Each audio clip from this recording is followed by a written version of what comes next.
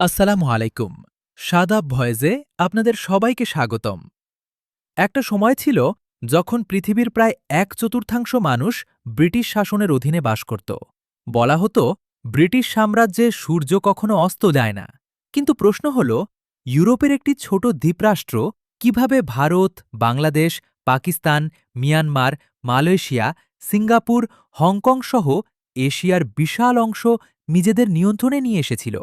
আজকের ভিডিওতে আমরা জানব ব্রিটিশ সাম্রাজ্যের উত্থান, ইস্ট ইন্ডিয়া কোম্পানির কৌশল, ভারত দখলের ইতিহাস এবং কিভাবে তারা পুরো এশিয়ায় তাদের প্রভাব বিস্তার করেছিল। চলুন শুরু করা যাক। প্রথম অধ্যায়, ব্রিটিশ সাম্রাজ্যের সূচনা। ১৬শ শতাব্দীর শেষ দিকে ইউরোপে সমুদ্রপথে বাণিজ্যের নতুন যুগ শুরু হয়। স্পেন ও পর্তুগালের সাফল্য দেখে ইংল্যান্ডও দূরদেশে ব্যবসার স্বপ্ন দেখতে শুরু করে। ১৬০০ সালে ইংল্যান্ডের রানী প্রথম এলিজাবেথ ইস্ট ইন্ডিয়া কোম্পানিকে একটি বিশেষ সনদ দেন। প্রথমে তাদের উদ্দেশ্য ছিল শুধু ব্যবসা, কিন্তু কয়েক দশকের মধ্যেই ব্যবসা পরিণত হয় রাজনীতিতে, আর রাজনীতি পরিণত হয় সাম্রাজ্যে। দ্বিতীয় অধ্যায়, ভারতে আগমন। ১৬০৮ সালে কোম্পানির জাহাজ ভারতের সুরাট বন্দরে পৌঁছায়। মুঘল সম্রাট জাহাঙ্গীর তাদের ব্যবসার অনুমতি দেন। ইংরেজেরা কারখানা, গুদাম ও বাণিজ্য কেন্দ্র তৈরি করতে থাকে।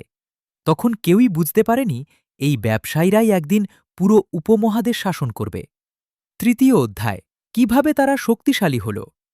ইংরেজদের সবচেয়ে বড় অস্ত্র ছিল যুদ্ধ নয়, কৌশল। তারা ভারতীয় রাজাদের মধ্যে বিভেদ সৃষ্টি করত। এক রাজাকে আরেক রাজার বিরুদ্ধে সাহায্য করত। ধীরে ধীরে সবাই তাদের ওপর নির্ভরশীল হয়ে পড়ে। এর পাশাপাশি আধুনিক অস্ত্র, প্রশিক্ষিত সেনাবাহিনী এবং শক্তিশালী নৌবাহিনী তাদের আরও এগিয়ে দেয়। চতুর্থ অধ্যায়, পলাশির যুদ্ধ। ১৭৫৭ সাল বাংলার নবাব সিরাজউদ্দৌলার সঙ্গে ব্রিটিশদের সংঘর্ষ শুরু হয়। পলাশির যুদ্ধে নবাবের সেনাপতি মীর জাফরের বিশ্বাসঘাতকতার কারণে সিরাজউদ্দৌলা পরাজিত হন। এই যুদ্ধই ভারতবর্ষে ব্রিটিশ শাসনের প্রকৃত সূচনা। বাংলার বিপুল সম্পদ ইংল্যান্ডে যেতে শুরু করে। পঞ্চম অধ্যায়, পুরো ভারত দখল। পরবর্তী ১০০ বছরে ব্রিটিশরা একের পর এক রাজ্য দখল করে। মারাঠা, মাইসোর, শিখ সাম্রাজ্য, প্রায় সবাই শেষ পর্যন্ত পরাজিত হয়। ১৮৫৭ সালের মহাবিদ্রোহ ব্রিটিশ শাসনের বিরুদ্ধে সবচেয়ে বড় আন্দোলন ছিল। যদিও বিদ্রোহ ব্যর্থ হয়, এরপর ব্রিটিশ সরকার সরাসরি ভারতের শাসনভার গ্রহণ করে। ইস্ট ইন্ডিয়া কোম্পানির শাসনের অবসান ঘটে। ষষ্ঠ অধ্যায়, এশিয়ায় বিস্তার। ভারতের পর ব্রিটিশরা বার্মা, বর্তমান মিয়ানমার দখল করে। মালয় উপদ্বীপে তাদের আধিপত্য প্রতিষ্ঠিত হয়। সিঙ্গাপুরকে তারা গুরুত্বপূর্ণ বাণিজ্যিক বন্দর হিসেবে গড়ে তোলে। চীনের সঙ্গে আফিম যুদ্ধের পর হংকংও তাদের নিয়ন্ত্রণে আসে। পারস্য উপসাগর ও মধ্যপ্রাচ্যের বহু অঞ্চলেও তারা রাজনৈতিক প্রভাব বিস্তার করে। সপ্তম অধ্যায়, কিভাবে এত বড় সাম্রাজ্য পরিচালনা করত। ব্রিটিশদের শক্তির মূল ছিল তিনটি বিষয়। প্রথমত, বিশ্বের সবচেয়ে শক্তিশালী নৌবাহিনী। দ্বিতীয়ত, শিল্প বিপ্লবের ফলে উন্নত অস্ত্র ও প্রযুক্তি। তৃতীয়ত, স্থানীয় শাসকদের ব্যবহার করে পরোক্ষ শাসন। তারা রেলপথ, টেলিগ্রাফ এবং বন্দর নির্মাণ করে প্রশাসনকে দ্রুত ও কার্যকর করে তোলে। অষ্টম অধ্যায়, উপকার নাকি শোষণ। ব্রিটিশরা রেলপথ, ডাক ব্যবস্থা, আধুনিক প্রশাসন ও কিছু শিক্ষা প্রতিষ্ঠান গড়ে তোলে।